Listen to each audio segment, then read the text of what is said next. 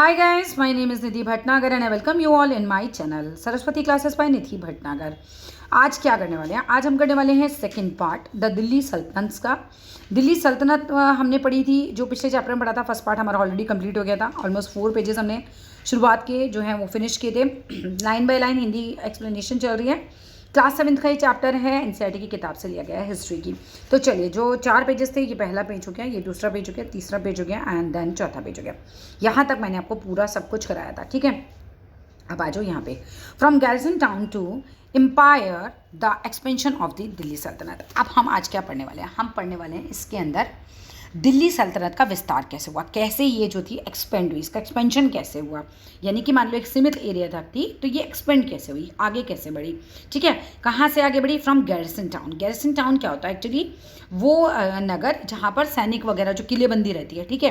अभी मैं आपको ये चीज़ भी पढ़ाऊंगी। और यहाँ से लेकर ये बाहर तक एक्सपेंड हुए। मतलब एक टाइम तक तुम समझो कि ये जैसे समझ लो गैरिसन टाउन है, यहाँ किलेबंदी हो रखी है, यहाँ अंदर ही सैनिक टुकड़ियाँ वगैरह रहती हैं। तो ये इनका जो शासन चलता था पहले इतने एरिया में चलता था, फिर ये दूर दूर दूर दूर बाहर तक भी फैले। तो ये कैसे फैले, क्या हुआ, ये हम यहाँ पर पढ़ने वाले हैं, ठीक है। अब यहाँ अगर हम देखें तो major cities captured by Shamsuddin Iltutmish. तो इस जो आपको मैप में दिखा रखे हैं, ये मेजर सिटीज़ बता रखी हैं जो कि इल्तुतमिश ने जीती होंगी, उसने कैप्चर की होंगी, मतलब एक तरीके से उसने जीती होंगी। अब ये जो 2 डेफिनेशन हैं विच आर वेरी इंपॉर्टेंट, तो इनको ज़रूर पढ़ लेते हैं पहले हम। हिंडरलैंड क्या होता है? The land adjacent to a city और port that supply it with goods and services. तो वो लैंड, वो जगह जो एडजेसेंट हो, आसपास हो। एडजेसेंट क्या होता है? आसपास, ठीक है। किसके आसपास हो? सिटी के या फिर बंदरगाह के, पोर्ट के, जो सप्लाई कर सके इट, मतलब किसे? इस सिटी को क्या दे सके, क्या सप्लाई कर सके? गुड्स या फिर सर्विसेज, ठीक है। सो वस्तुएं या फिर सेवाएं जो हैं वो इस जगह को देती हो, तो वो हिंडरलैंड कहलाती है, ठीक है। उस जगह के आसपास की जगहें, मतलब लेट सपोज यहाँ की बात करें तो हमारे आसपास की जो जगहें होंगी वो हमारे लिए हिंडरलैंड हो गई। क्यों? क्योंकि वो लैंड जो है मान लो हमें सप्लाई कर रही हैं, वहाँ से हमारे लिए वस्तुएं आ रही हैं, वहाँ से हमारे लिए सर्विसेज आ रही हैं, तो वो हिंडरलैंड होंगी। तो the land adjacent to a city और पोर्ट दैट अ सप्लाई, वो लैंड हमें सप्लाई करेगी क्या? It with goods and services. समझ गए? अब गैरिसन टाउन की बात आएगी तो क्या है? ये फोर्टिफाइड सेटलमेंट होता है। मतलब फोर्टिफाइड मतलब पूरी किलेबंदी होती है। इसके अंदर क्या होता है? विद सोल्जर्स, यानी कि सैनिक भी इसके अंदर ही होते हैं। अब यहाँ पे आ जाओ। अब in the early 13th century the control of the Delhi sultanate rarely went beyond heavily fortified towns occupied by the garrisons. अब देखो यहाँ पर अब बात सुनो कि अर्ली 13th century की अगर हम बात करें, शुरुआत के जो 13वीं शताब्दी के टाइम था, तो दिल्ली की जो सल्तनत थी वो रेयरली ही वेंट बियॉन्ड, मतलब इसके आगे बढ़ी थी। मान लो ये सेटलमेंट है फोर्टिफाइड, इनका किसका? गैरिसन्स वगैरह का। मतलब यहाँ पर फोर्टिफाइड सेटलमेंट है एक तरीके से, हेवनली नहीं, हैवीली फोर्टिफाइड टाउन्स हैं ये, ठीक है। हेवनली ही निकल रहा है मेरे मुँह से आज। हैवीली फोर्टिफाइड टाउन्स हैं ये।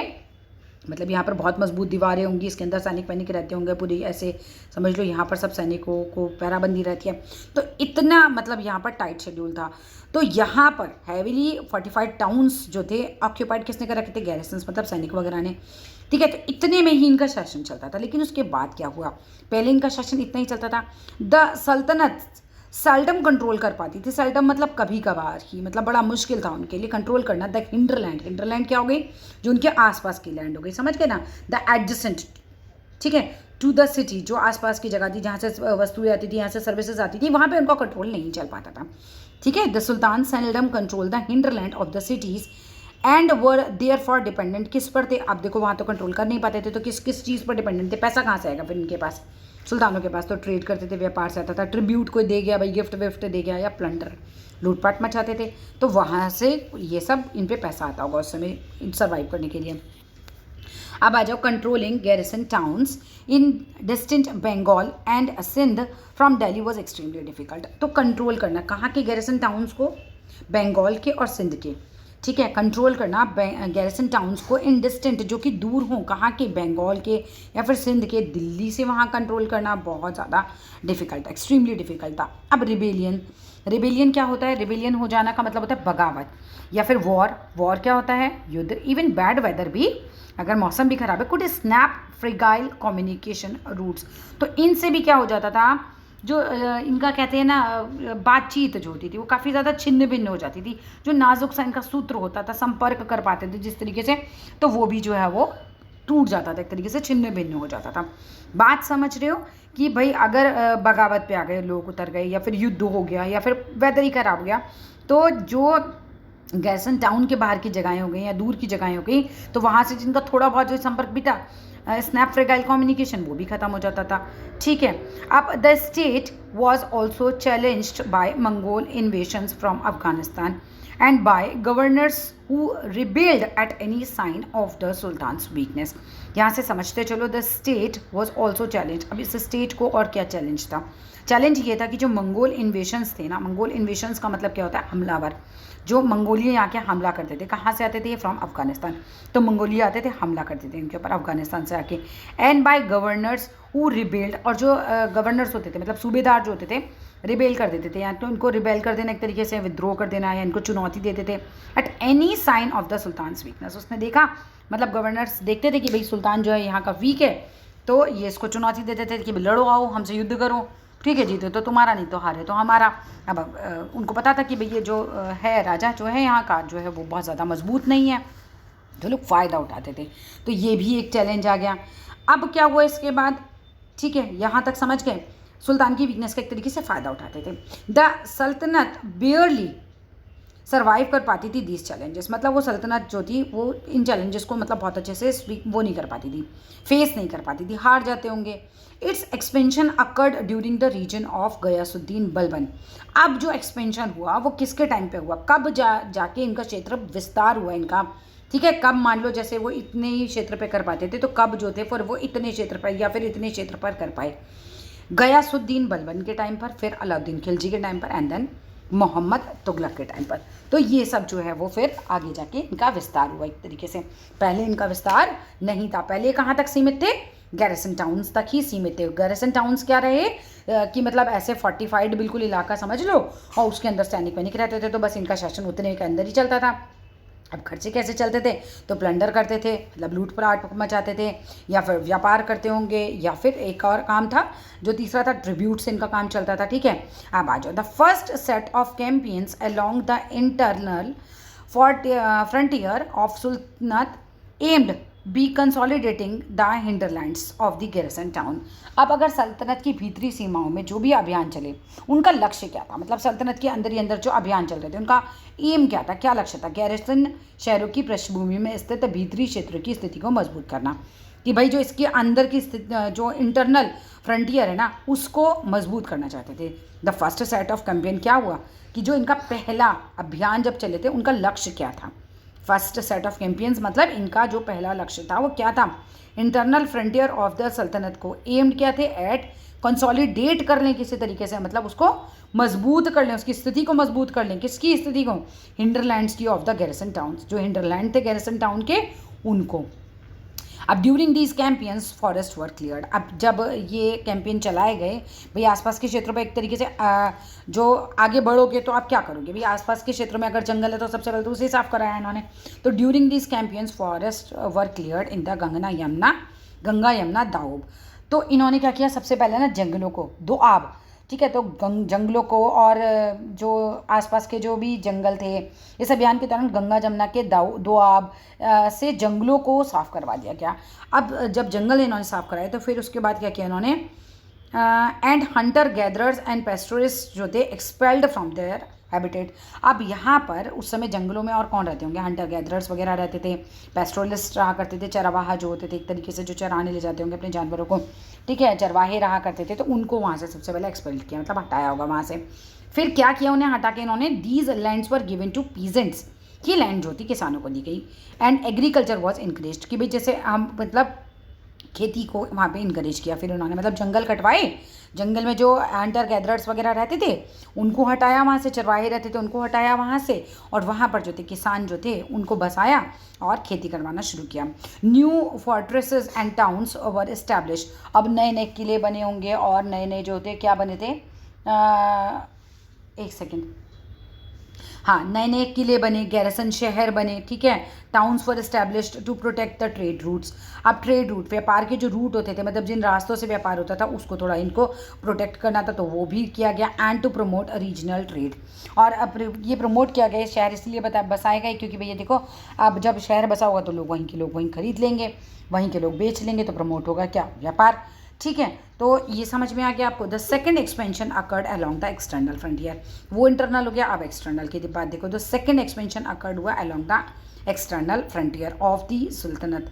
अब military expansion into southern India started during the reason of Alauddin Khilji and culminated with Mohammad Tughlaq. बात समझ आ रही हूँ। दूसरा जो विस्तार हुआ, मतलब पहले विस्तार की बात तो समझ ली कि आसपास के जंगल कटवाए थे दिल्ली सल्तनत के लोगों ने, और जंगल में क्या किया था, वहाँ पे जंगली लोगों को हटा दिया एक तरीके से, जो भी वहाँ पीजेंट्स वगैरह थे उनको हटाया और वहाँ पे किसानों को बसाया, खेती करवाई। दूसरा विस्तार कैसे किया उन्होंने, दूसरा विस्तार बाहरी सीमा पे किया उन्होंने। अलाउद्दीन खिलजी के शासन में दक्षिण भारत को लक्ष्य करके, मतलब कि दक्षिण भारत की तरफ आगे बढ़े होंगे, सैनिक अभियान शुरू कर दिए इन्होंने। और ये अभियान कब हुए, मोहम्मद तुगलक के समय में अपनी चरम सीमा पर पहुंच गए थे, मतलब उस समय बहुत ज़्यादा एक्सट्रीम पर थे ये सब कुछ। इन अभियानों की सल्तनत की सेनाओं ने क्या किया था, सल्तनत आर्मी ने कैप्चर कर लिए थे, पकड़ लिए थे, माने क्या क्या कैप्चर किए होंगे, जीते होंगे, पकड़े होंगे, एलिफेंट्स, हॉर्सेस, दास, स्लेव्स मतलब दास, and carried away precious metals, और दक्षिण भारत से ले गए होंगे बहुत सारे प्रीशियस मेटल्स वगैरह को भी। अब by the end of Mohammad Tughlaq's reign, अब अगर हम बात करें कि जब मोहम्मद तुगलक का रीजन खत्म होने लगा और टाइम खत्म होने लगा होगा, 150 years after somewhat humble beginning, the armies of the Delhi Sultanate, एक second, armies of the Delhi Sultanate had marched across the large part of the subcontinent। अब यहाँ से थोड़ा ध्यान से समझ लेना। दिल्ली सल्तनत की सेनाओं की शुरुआत अपेक्षाकृत तो देखो कमज़ोर थी, जब शुरुआत हुई थी तो काफ़ी कमज़ोर थी दिल्ली की सेना, दिल्ली सल्तनत की सेना जो थी वो कमज़ोर थी। लेकिन 150 वर्ष बाद मोहम्मद तुगलक के राज्यकाल के अंत में, ठीक है, by the end of Mohammad Tughlaq's reign, reign मतलब उसका काल, 150 साल बाद की बात चल रही है। दिल्ली सल्तनत की सेनाएं देखो शुरुआत में कमज़ोर थी, मगर 150 साल बाद मोहम्मद तुगलक के राज्यकाल के अंत में, जब उसका अंत हो रहा था उसका राज्यकाल का, तक इस उपमहाद्वीप का एक विशाल क्षेत्र, बहुत बड़ा क्षेत्र इसके युद्ध अभियान के अंतर्गत आ चुका था, ठीक है, इसके युद्ध अभियान के अंतर्गत आ चुका था। दे हैड डिफीटेड, इन्होंने हरा दिए थे राइवल आर्मीज़ को, जो इनकी विरोधी आर्मीज़ थी, एंड सीज कर ली थी सिटी, मतलब शहर के शहर इन्होंने कब्जे कर लिए थे। मतलब एक तरीके से अब इनकी जो पावर है वो बढ़ती जा रही है, दिल्ली सल्तनत की पावर बढ़ती जा रही है। द सल्तनत कलेक्टेड टैक्सेस, कलेक्ट करते थे टैक्सेस फ्रॉम द पीजेंट्रीज, मतलब किसानों वगैरह से टैक्स कलेक्ट किया जाता होगा, ठीक है। जस्टिस इन इट्स रिलीम, और क्या करते थे, and dispensed justice in its realm, और क्या करते थे, देखो एक तो ये करते थे और दूसरा क्या थे, जो प्रशासन के मुकदमे होते थे ना, ठीक है ना, ये तो राजा वाजा की तरह काम करते थे, तो प्रशासन के मुकदमे भी जो थे उनका भी ये फैसला ही सुना देते थे। But how complete and effective was it's control over such a vast territory. लेकिन अब यहाँ बात करें कि इतने विशाल क्षेत्र पर इतना नियंत्रण किस सीमा तक कितना प्रभावी था, मतलब क्षेत्र तो बहुत बड़ा था। हम कैसे समझ सकते हैं कि भाई इतने एरिया पे इनका प्रभाव बहुत ज़्यादा था, इतने एरिया पे कम था, तो वो कह रहे हैं कि भाई इतने विशाल क्षेत्र पर इनका नियंत्रण किस सीमा तक, भाई कितना था और कितना प्रभावी था ये, ठीक है। अब आ जाओ आगे, ये ज़रा ध्यान से देख लेना, मैं हम अक्सर पिक्चर दे देती है इसकी और आपको पहचानने के लिए आ जाता है। क्वाते एक सेकेंड, हाँ आ जाओ। 12वीं सदी के आखिरी दशक में बनी हुई है ये जो आपको पिक्चर दिखाई दे रही है, ये क्या पिक्चर है, ये पिक्चर नहीं है एक्चुअली, ये रियलिटी है, उसकी पिक्चर है ये। अब ये मस्जिद का नाम है हमारा, ध्यान से सुनना, कुव्वत अल इस्लाम मस्जिद, कुव्वत अल इस्लाम मॉस्क यानी कि मस्जिद, एंड मिनरत मतलब कि मीनार, बिल्ड हुई थी during the last decade of the 12th century, जब 12वीं सेंचुरी चल रही थी उसके डिकेड मतलब 10 साल, लास्ट के जो 10 साल थे उसमें ये बनी थी। कुव्वत अल इस्लाम मस्जिद एंड मिनरत यानी कि मीनार, बिल्ड हुई थी during the last decade of the 12th century. This was the congregational mosque of the first city build by the Delhi sultans. अब ये जो मस्जिद थी हमारी, ये जामा मस्जिद, कॉन्ग्रेगेशनल मॉस्क मतलब जामा मस्जिद, ठीक है, ये जामा मस्जिद दिल्ली के सुल्तानों के द्वारा बनाए गए सबसे पहले शहर में स्थित थी।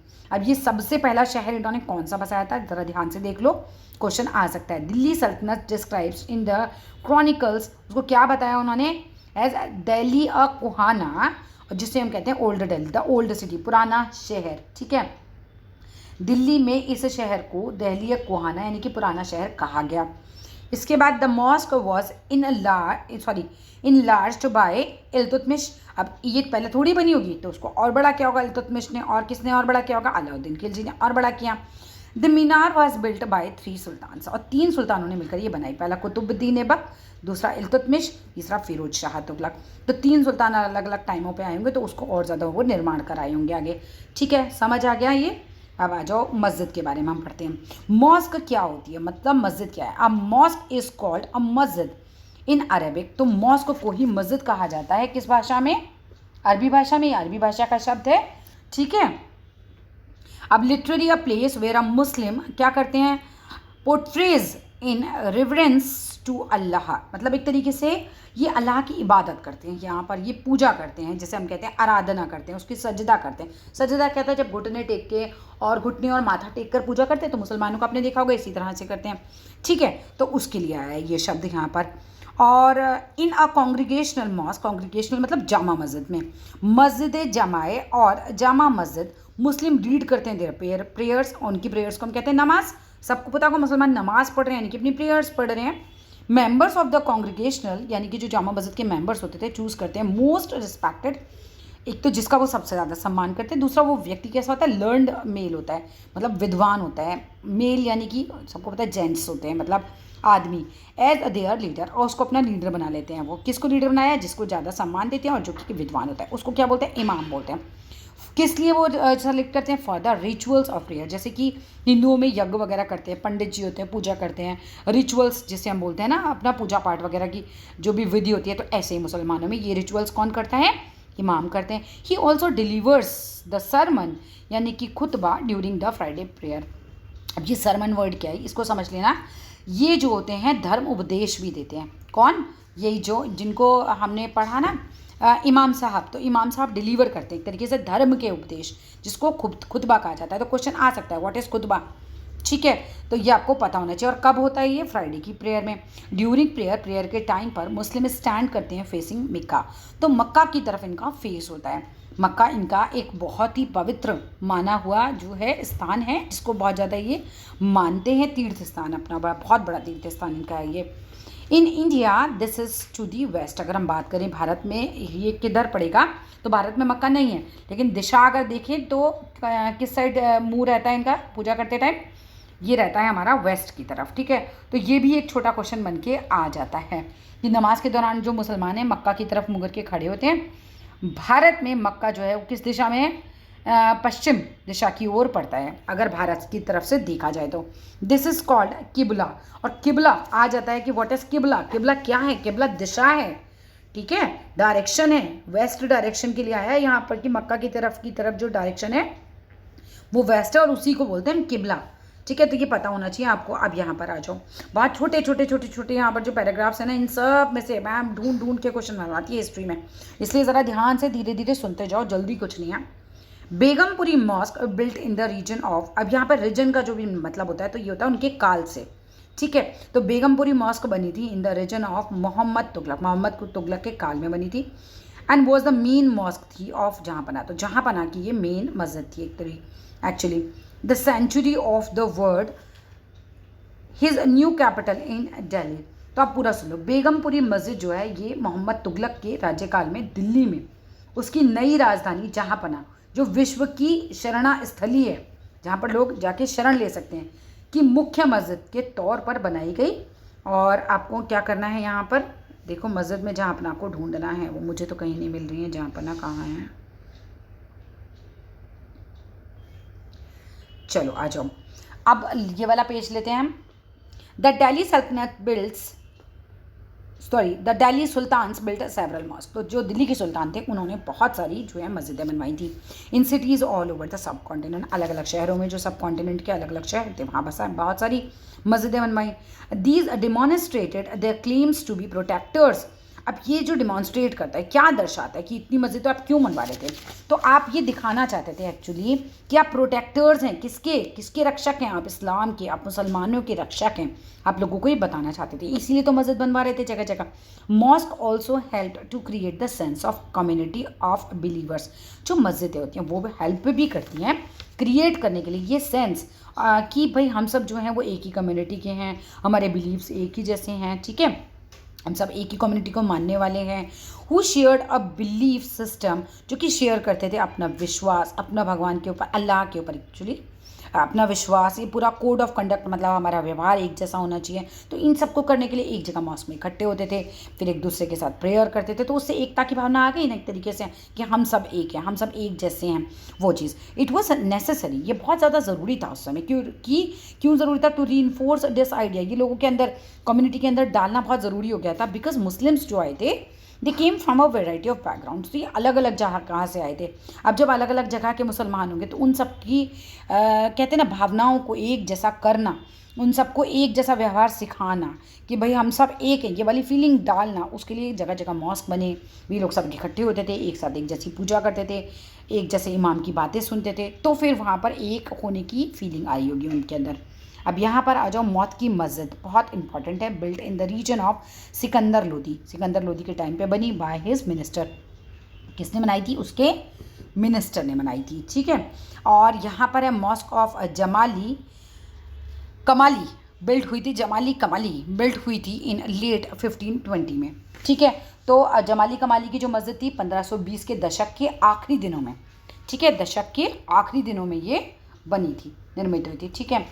अब यहाँ तक हम करेंगे इस वीडियो में। अब ये जो है ना, हमें आगे जो नेक्स्ट वीडियो में लूँगी उसमें लूँगी, यहाँ तक, क्योंकि सफिशेंट हो जाता है, ये चैप्टर ही इतने बड़े बड़े हैं। तो अभी इसकी एटलीस्ट 2 वीडियोज़ और आने वाली हैं आगे। तो फिर देखते हैं, मिलते हैं अगले वीडियो में। अगर आपको समझ आ रहा है चैप्टर तो please do like the channel, subscribe the channel, share the video and right in the comment box की चैप्टर कैसा लग रहा है, समझ आ रहा है नहीं आ रहा है। ऑब्वियसली डिफ़िकल्ट है थोड़ा सा, बट धीरे धीरे पढ़ोगे, 1-2 बार वीडियो को लगातार देखोगे तो अच्छे से और समझ आएगा। फिर मिलते हैं नेक्स्ट वीडियो में, चलते हैं, बाय बाय।